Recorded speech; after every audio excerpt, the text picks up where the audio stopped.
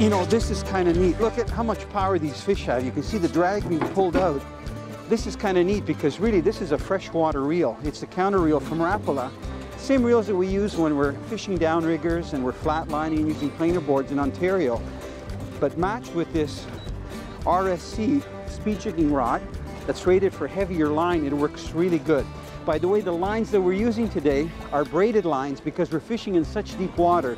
We want to be able to tell when our jigs hit the bottom, and we don't want a lot of stretch. So we're going with a braided line and then about a 1 or 2 foot pretty heavy fluorocarbon leader. Scott, this is amazing. Oh man, you know, one thing I'm impressed about with Suns is how you really try to protect the environment. You should tell the viewers some of the things that you've implemented, you know, to really make it a green lodge. Here. All right, set the hook. Oh yeah, yes. Oh, yeah. Okay. Yes. Good one. Yeah, baby. Hey, wait, that's Scott's rod. Yeah, that's no, this is my rod. Oh, you dog. Yeah, baby.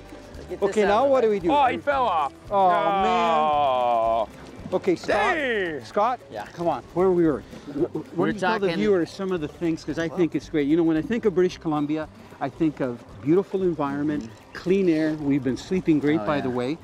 Things are green. Yeah. What are some of the things that you're doing at the lodge, or you have been doing, to really protect the environment? Just trying to be forward thinking as far as, you know, reducing our footprints. We, a couple of years back, early on in the game, switched all our engines over to 4-stroke engines for emissions. There's one.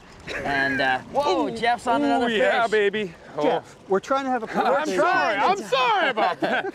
Are you sure that's not my rod? That's not your rod. Even the guides get excited. This is amazing. I mean, I've gotten lots of double headers, but fighting fish like this is a little bit more interesting, shall we say. With these two nice right rods you have here, these are awesome feeling rods. Now, one of the things that halibut do, because they're so flat, you'll see our rods bouncing when we get them near the top.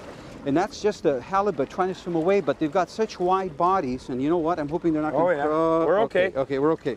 You're here. Mine's right on top. Yes. Scotty, grab him. Gaff him. Oh yeah, you can do it.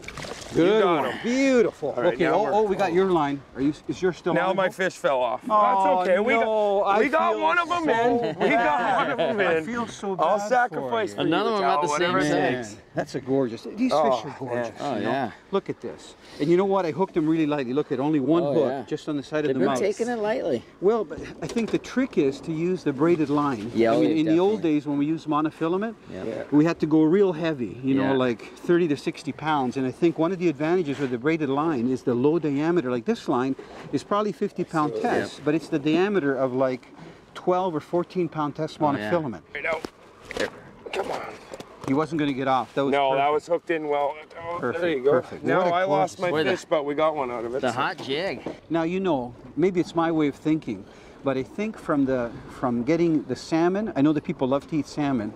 I personally love the flavor of halibut. Oh man. And I'd almost like to see some of the customers release some of the bigger salmon and keep some of the halibut, because I got a feeling that the halibut are pretty plentiful, right? They sure are, yeah. Yeah, and I mean, especially these smaller ones. You know, that's why we like to throw back the big ones, and these are the perfect eaters, the 20 to 40 pounds. What a beautiful. But yeah, we like making sure that there's going to be fish around for my son to catch in 20 years. Of you know, course. and so that's the kind of thing we're about. And he's quite a fisherman. He got about a 3-pound he cabezon right off the dock. he fishes off the dock. Both my kids do. That's awesome. Okay, I'm going to get out of your way. All right, let's deal with this. Great job, Italo. Fisher girl!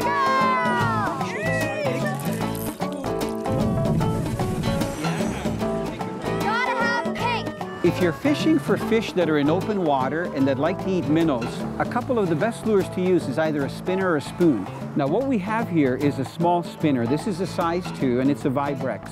And you can see that it's got nice blue and silver color, and it's got a little bit of bucktail and some crystal hair in the tail. I'm just going to hold it up and explain to you why this lure works so well in open water.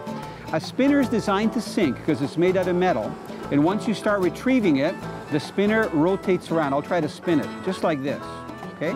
So this particular spinner has a little clevis inside so that when it goes through the water, that little gear hits the actual body of the spinner and makes a lot of vibrations. That's why it's called a Vibrex. Now, spinners are ideal to fish in open water because when you cast them out, you can control how deep you fish them back to you. You can let it sink right to the bottom and retrieve it in really slow so that you fish very deep, or you can fish it anywhere from the bottom to the surface, depending on how long you let it sink and how fast you retrieve it. So spinners work really well. Another lure that works well is a spoon. This particular one is a half wave. It's made by Lucky Strike, and you can see that it literally looks like a spoon that you would use for feeding. That's why they call it a spoon. And this particular one has a single barbless hook on it. Some places in Canada, you have to use a single barbless hook. So with this spoon, you would cast it out, and you could fish it two ways in open water. You could let it flutter to the bottom, and it would fall. We call that vertical jigging. Lift it up and let it flutter to the bottom. So it looks like a minnow that's struggling to swim deeper down, or you could cast it out and retrieve it so that you get a nice wobbling action. The lure would go from side to side and flip over itself when you retrieve it back. So both a spoon and a spinner has to be retrieved or at least jigged to get some action. But they work really well in open water where you're making long casts and you're fishing for fish that eat smaller fish.